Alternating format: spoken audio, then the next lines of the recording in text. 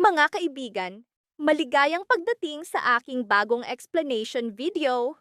Ngayon ay sisimulan na natin ang talakayan tungkol sa apoy sa dugo.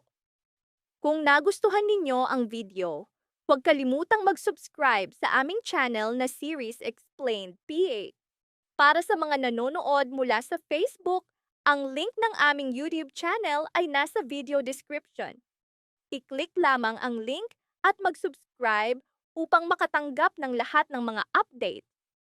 Maraming salamat po sa inyong suporta. Hindi tumigil si Vanessa sa pangangalap ng ebidensya. Paulit-ulit siyang bumabalik sa opisina ng yumaong ama ni Lexi at Marco. Hinahanap ang kwaderno ni Carlito.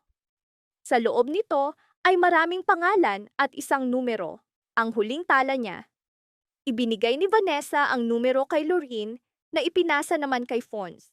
Dahil may oras si Fons, siya mismo ang tumawag. Nakipagkita si Fons sa ahente ng personal at nalaman ang lahat. Ibinunyag ng ahente na ito ang mga ebidensyang nakalap ni Carlito na hindi na umusad dahil sa kanyang pagkamatay. Inabot niya ang lahat ng sobre kay Fons na sinuri ang mga ito at kalaunan ay ibinigay kina Lorraine at Vanessa. Sinuri ni Vanessa ang mga larawan at birth certificate at natuklasan na sina Kiara at Angel ay anak ng iisang ina. Ngunit nilinlang siya ni Angel, sinasabing si Kiara ay kanyang matalik na kaibigan. Sa tuwing nais ni Vanessa na makilala ang matalik na kaibigan na ito, palaging may dahilan si Angel. Kaya't hindi kailanman nakita ni Vanessa si Kiara. Samantala, natuklasan ni Lexi na walang sakit sa pag-iisip si Vanessa. Inamin ni Vanessa na nagkukunwari lamang siya dahil nais niyang makamit ang hustisya para sa pagkamatay ni Luigi at Carlito. Ngunit nagalit si Lexi. Para sa kanya, niloko ni Vanessa ang lahat, hindi para sa katotohanan, kundi sa pamamagitan ng kasinungalingan. Nahirapan silang tanggapin siya. Naniniwalang siya ay gumagaling. Ngunit pawang huwad pala ang lahat. Sa galit, nagmamadaling pumasok si Lexi sa kanyang silid. Iniwan si Vanessa na mag-isa. Sa sandaling iyon, nakita ni Vanessa na binigyan ni Angel si Mikay ng kuneho. Tuwa si Mikay dahil paborito niyang hayop ang kuneho. Ngunit sa kaibuturan, naramdaman ni Vanessa na unti-unting inaagaw ni Angel si Mikay mula sa kanya. Nagplano si Angel, isang dramatikong eksena upang tuluyang masira ang tiwala ni Mikay sa kanyang ina. Tinangkang lasunin ni Angel ang kuneho at nagtanim ng ebidensya sa mga gamit ni Vanessa upang magmukhang siya ang may balak manakit. Dahil dito, nagalit si Mikay sa kanyang ina. Lalong lumalim ang kanyang hinanakit. Samantala, pumunta sina Sylvia at Marco kay Santiago upang alamin kung may bagong balita sa kaso ni Carlito at Luigi. Naging balisa si Angel, natatakot na muling mabuksan ang lumang kaso. Determinado siya, hanggat hindi tuluyang natatanggal si Vanessa, hindi siya titigil. Nakipagkita si Angel kay Kiara. Pinalaan siya ni Kiara na huwag maging sobrang kumpiyansa dahil maaaring makahanap ng paraan si Vanessa at tuluyang matalo siya. Ngunit tiyak si Angel. Sinabi niyang hindi iyon mangyayari dahil sisirain niya ang lahat ng tiwala kay Vanessa. Lalong nag-alala si Vanessa. Nais niyang mabilis na matuklasan ang katotohanan. Biglang dumating ang pulisya sa bahay ni Sylvia. Nagulat sina Sylvia at Marco. Sinabi ng pulisya na kailangang pumunta si Angel sa istasyon upang sagutin ang ilang tanong. Tumanggi si Angel, sumisigaw na siya'y inosente at pawang kasinungalingan ang mga paratang. Nabigla si Sylvia, paano nabanggit ni Angel ang mga paratang gayong nais lamang siyang tanungin ng pulisya. Sa huli, upang maiwasan ng hinala, pumayag si Angel na sumama. Sa istasyon, hindi tugma at malabo ang mga sagot ni Angel. Pinaghinalaan ng pulisya na may itinatago siya. Sinimulan nila ang mas malalim na investigasyon.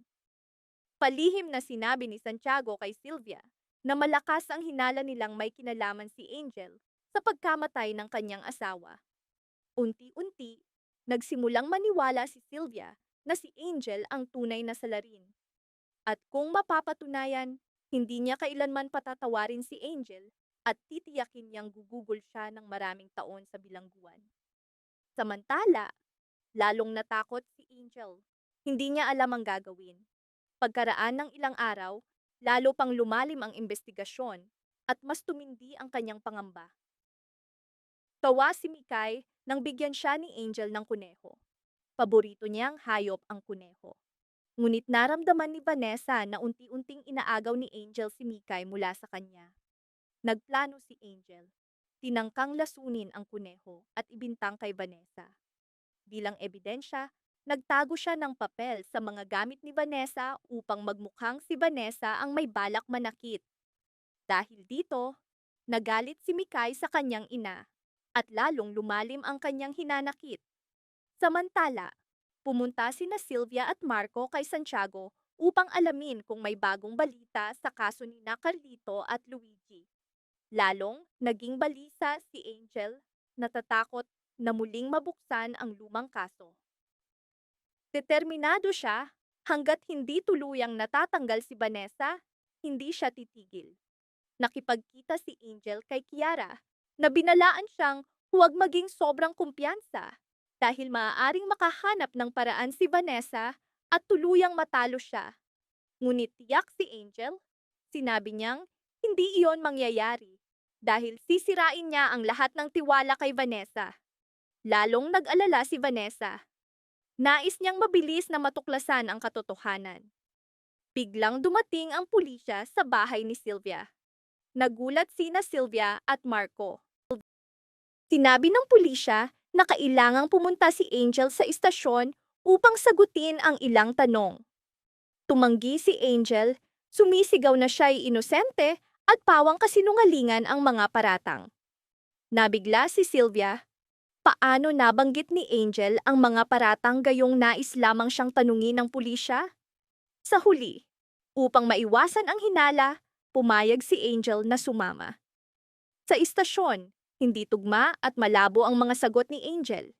Pinaghinalaan ng pulisya na may itinatago siya. Sinimulan nila ang mas malalim na investigasyon. Palihim na sinabi ni Santiago kay Sylvia na malakas ang hinala nilang may kinalaman si Angel sa pagkamatay ng kanyang asawa. Unti-unti, nagsimulang maniwala si Sylvia na si Angel ang tunay na salarin. At kung mapapatunayan, hindi niya kailanman patatawarin si Angel at titiyakin niyang gugugol siya ng maraming taon sa bilangguan. Samantala, lalong natakot si Angel. Hindi niya alam ang gagawin. Pagkaraan ng ilang araw, lalo pang lumalim ang investigasyon at mas tumindi ang kanyang pangamba. Sa oras na ito, muling dumating ang pulisya sa bahay ni Sylvia Panganiban. Nagulat si Sylvia sa bigla nilang pagdating. Ipinakita ni Agent Santiago ang isang papel at sinabing kailangan nilang muling tanungin si Angel. Nabigla si Madam Sylvia, bakit nasasangkot si Angel sa problemang ito? Unti-unting sumibol ang hinala sa kanyang isip na marahil konektado si Angel sa kaso ng kanyang asawa na si Carlito Panganiban.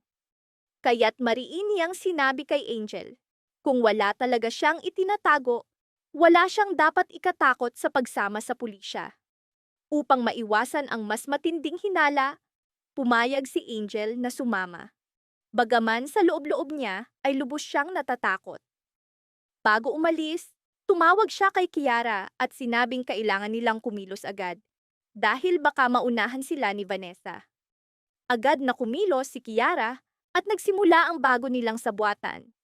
Samantala, paulit-ulit na pumunta sina Sylvia at Marco sa istasyon ng pulisya upang alamin kung anong impormasyon ang natuklasan tungkol kay Angel.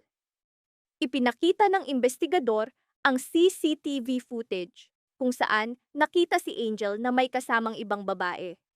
Ngunit hindi nila makilala kung sino ito. Malakas ang hinala ng pulisya na may koneksyon si Angel sa pagkamatay ni Carlito Panganiban at Luigi Panganiban. Dahil dito, lalo pang lumalim ang hinala ni Sylvia, Marco at ng kanilang pamilya. Nagsimula silang mag-isip na marahil si Angel nga ang tunay na salarin. Maraming salamat sa panonood ng buong video. Para mapanood ang susunod na episode explanation, huwag kalimutang mag-subscribe sa Series Explained PH channel.